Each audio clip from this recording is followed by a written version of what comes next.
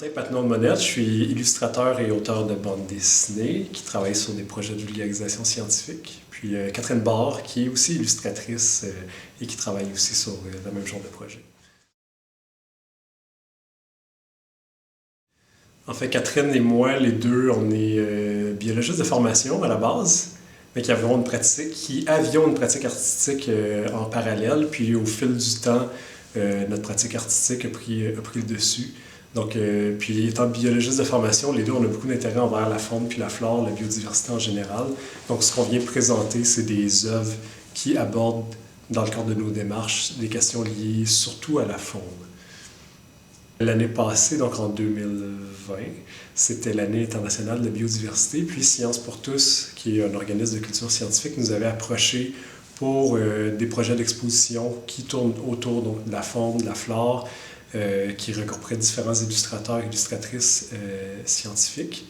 Bon, avec le contexte pandémique, ça a un peu freiné certains projets, ça a un peu éclaté les expositions. Donc, finalement, on va être au Festival des Arts en binôme, Catherine et moi, mais on est bien contents, comme les deux. On a étudié ensemble à la base en biologie, donc on se connaît. Moi, je suis à Montréal, Catherine est en Mauricie. On ne fait pas nécessairement de création commune, mais on a une démarche et une pratique qui s'apparentent, qui se chevauchent un peu. Donc, on a quand même des échanges réguliers sur nos différents projets, puis notre vie professionnelle. Donc, voilà. En fait, justement, pendant l'exposition, je pense qu'une des œuvres que je suis vraiment content de présenter, c'est une bande dessinée qui parle de la personnalité chez les poissons, qui a été faite avec une étudiante au doctorat à l'Université de Montréal en écologie. Puis, ce qui est intéressant, c'est qu'on ne voit pas juste le produit final, on ne voit pas juste la BD finale. Donc, comme je disais, qui est faite avec des couleurs numériques, donc le produit final est imprimé parce que la version couleur n'existe pas, il n'y a pas d'original, mais il y a les originaux des premières étapes, donc papier. Le scénario-image, ce que j'appelle le scénario-image, qui est le storyboard, donc vraiment quasiment des bonhommes allumettes pour vraiment venir, ce qu'on appelle découper l'histoire. Donc, prendre les idées, le récit, mais venir faire les tests en dessinant, mais ultra rapide. Puis, une fois que ça s'est placé, venir faire un crayonné, donc un dessin, mais à la mine, qui est plus travaillé, plus abouti. Des fois, on efface, on recommence, il y a des traits par-dessus des traits. Ensuite, un trait à l'encre qui est vraiment au propre, que je fais à la table lumineuse, comme donc vraiment un décalque.